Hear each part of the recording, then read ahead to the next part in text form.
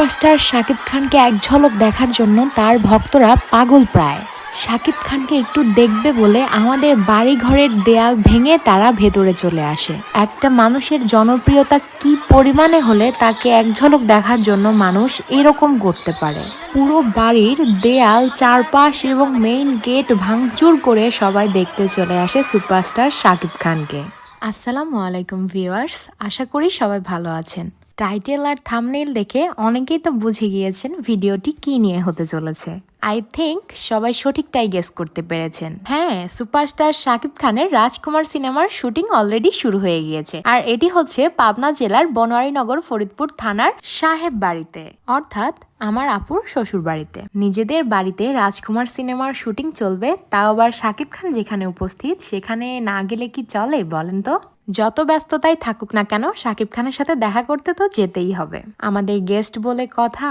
তাই আর দেরি না করে আমি, আমার হাজবেন্ড আর আমার ভাগ্নি চলে যাই শুটিং দেখার জন্য। এই যে আমরা অলরেডি রওনা দিয়ে দিয়েছি। সে খুবই টেন্সড অবস্থায় আছে, কারণ হাইওয়ে রোড তো, কেয়ারফুলি ড্রাইভ করতে হয় আসলে। আর এই যে পেছনে আমার ভাগ্নি বসে আছে। আশা করছি আজকের জার্নিটা আমাদের অনেক সুন্দর হবে, পুরো দিনটা অনেক সুন্দর যাবে। আমরা আবার অনেক মজা করে আবার সুন্দরভাবে বাসায় চলে আসব। শাকিব খান নাইট স্টে করেছিলেন পাবনা রত্নদ্বীপ রিসর্টে। তো সকালবেলা সে শুটিং স্পটে পৌঁছানোর পরে তাকে রেখে গাড়িগুলো ব্যাক করছিল। রাস্তায় খুব একটা সময় নষ্ট না করে আমরা সরাসরি চলে আসলাম এফডিসির সামনে, অর্থাৎ সাহেব বাড়ির গেটের সামনে। কিন্তু আজকে আমাদের বাড়ির পরিবেশটা অন্যান্য দিনের মতো ছিল না, একদমই আলাদা ছিল। প্রচুর মানুষের ভিড় এখানে ছিল এবং মেইন গেটটি তালা দেওয়া ছিল। আর এই প্রাইভেসি এবং প্রোটেকশনটা মেনটেন করাটাই খুব বেশি স্বাভাবিক। তাই আমরা ভেতরে চলে আসলাম। আশেপাশে বিভিন্ন ধরনের গাড়ি ছিল, সবই প্রশাসনের লোকের এবং শুটিং স্পটে যারা ছিলেন তাদের জন্য ছিল। মেইন গেটের ভেতরে আপনারা যাদের দেখতে পাচ্ছেন এবং যত মানুষজন এখানে উপস্থিত তারা সবাই এফডিসির সদস্য। এখানে বাইরের কোনো মানুষ অ্যালাউড ছিল না।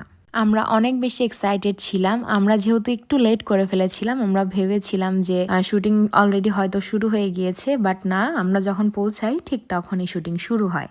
আমাদের বাড়ি রাজকুমার সিনেমায় শাকিব খানের নিজের বাড়ি হিসেবে দেখানো হবে, তাই এক একদিন বাড়ির এক এক স্পটে শুটিং চলছিল। আজকে শুটিংটা হচ্ছিল বাড়ির ঠিক মাঝখানে উঠানে। তাই আমি আর আমার ভাগ্নি দেরি না করে ভেতরে চলে আসি। সামনেই যাকে সাদা শাড়ি পরা দেখতে পাচ্ছেন, ইনি হচ্ছেন দিলারা জামান। ইনি রাজকুমার সিনেমায় শাকিব খানের দাদি চরিত্রে অভিনয় করবেন। বেশ কিছুক্ষণ তার শুটিং দেখার পরে আমরা তার সাথে কথা বলি। তিনি অসম্ভব একজন ভালো মানুষ ছিলেন, তাই তার সাথে সুন্দর কিছু মুহূর্ত আমরা ক্যাপচার করে রাখি। অভিনয় জগৎটা আমরা যত সহজ মনে করি, জায়গাটা আসলে এতটা সহজ না। আজকে সারাদিনের শুটিংটা দেখে আমি সেটা বুঝতে পেরেছি। এখানে ডাইরেক্টর থেকে শুরু করে মেকআপ ম্যান পর্যন্ত প্রত্যেকটা এফডিসির সদস্য অক্লান্ত পরিশ্রম করে যাচ্ছেন সকাল থেকে। আর বাইরে শাকিব খানের ফ্যানরা কিভাবে এসে লাইন ধরে শাকিব খানের শুটিং দেখার জন্য দাঁড়িয়ে আছে আপনারা দেখতে পাচ্ছেন। এখানে তাদের এমন একটা অবস্থা হয়ে গিয়েছে যে লাঠি পেটা করে পুলিশ ডেকে এনেও তাদের এখান থেকে সরানোর কোনো উপায় ছিল না। তারা একদম সকাল থেকে এখন বিকেল পর্যন্ত একভাবে দাঁড়িয়ে আছে শুধু শাকিব খানকে দেখার জন্য। নিজেদের বাড়িতে আমরাই যখন আজকে গেস্ট, তাই এফডিসি থেকে লাঞ্চ আমাদের জন্য ওপরে দিয়ে গিয়েছিল। তাই দেরি না করে আমি, আমার হাজবেন্ড আর আমার ভাগ্নি ওপরে চলে আসি লাঞ্চ করার জন্য। আপনারা দেখতেই পাচ্ছেন নিচে অলরেডি শুটিং চলছে। আপনাদের একটি গুরুত্বপূর্ণ ইনফরমেশন আমি দিয়ে রাখি যে শুটিং চলাকালীন কোনো ক্যামেরা এখানে ইউজ করা অ্যালাউড না। তাই অফ ক্যামেরার দৃশ্যগুলোই আপনারা এই ভ্লগে আজকে দেখতে পাবেন। অন ক্যামেরার দৃশ্যগুলো না হয় রাজকুমার সিনেমাতেই দেখে নেবেন সবাই। আর হ্যাঁ, আরও একটি ইনফরমেশন, এফডিসির খাবারগুলো কেমন হয় আমি আজকে আপনাদের দেখাবো। এখানে 3-4 পদের ভর্তা আইটেম ছিল, ভাজি আইটেম ছিল, গরুর মাংস, চিংড়ি মাছ, মুরগি, প্রত্যেকটা আইটেমই খুব মজার ছিল। এফডিসির সমস্ত মানুষের রান্নাটা হয়ে এসেছিল পাবনা রত্নদ্বীপ রিসর্ট থেকে। আমরা লাঞ্চটা শেষ করে নিচে না গিয়ে ওপর থেকে বারান্দা দিয়ে দেখার চেষ্টা করছিলাম যে বাইরে কি ঘটছে। বাইরে এত মানুষের ভিড় ছিল যা বলার ভাষা রাখে না। ক্যামেরাতে কতটুকু বোঝা যাচ্ছে আমি জানি না, কিন্তু এখানে এত মানুষ জড়ো হয়েছিল যা বলার অপেক্ষা রাখে না। এই মুহূর্তে সম্পূর্ণ বাড়ির শ্যুট নেওয়া হচ্ছিল, এই জন্য আমরা যারা বাড়ির সদস্য তারাও আমরা নিচে যাচ্ছিলাম না। রাজকুমার সিনেমার পুরো গল্পটা এতটাই সুন্দর, আপনারা যখন সিনেমাটা দেখতে পাবেন তখন বুঝবেন। এই সিনেমাতে অর্ধেক শুটিং চলবে আমাদের বাড়িতে আর বাকি অর্ধেক শুটিং চলবে লন্ডনে। এই সিনেমাটি আপনারা দেখতে পাবেন, অর্থাৎ এটি লঞ্চ হবে সামনের রোজার ঈদে। আশা রাখছি সিনেমাটি অনেক অনেক অনেক বেশি সুপারহিট যাবে। অনেক অনেক শুভকামনা রাজকুমার পুরো টিমকে। ভিউয়ার্স, আপনারা দেখতে পাচ্ছেন শাকিব খানের কি পরিমাণ ভক্তরা এখানে এসে উপস্থিত হয়েছেন। কিন্তু এটাই কিন্তু শেষ না, ক্যামেরাতে খুব বেশি ক্যাপচার আমি করতে পারিনি। এর চেয়ে অনেক বড় পরিসরের ভক্তরা অপেক্ষা করছিল গেটের বাইরে, যেখানে আমার যাওয়াটাও পসিবল ছিল না। আমি বারান্দার উপর থেকে ঠিক এতটুকুই ক্যাপচার করতে পেরেছি। আপনারা হয়তো ভাবছেন শাকিব খানের শুটিংয়ে শাকিব খান কোথায়, তাই আমি ভিডিওটা আর খুব বেশি দেরি করব না।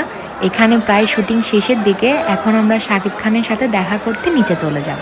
শুটিং চলা অবস্থায় শাকিব খানের ড্রেস আপগুলো প্রাইভেসি মেনটেন করে রাখা হয়, তাই এই মোমেন্টগুলো আমি আপনাদের সাথে শেয়ার করতে পারছি না। শুটিং শেষে আমরা যখন শাকিব খানের সাথে দেখা করি এবং তার সাথে কথা বলি, তখনকার কিছু মোমেন্ট আমি আপনাদের সাথে শেয়ার করছি। তো নিচে এসে শুটিং শেষে শাকিব খানের সাথে বেশ কিছুক্ষণ আমাদের কথা হলো এবং বেশ কিছু মোমেন্টও আমরা ক্যাপচার করে নিলাম।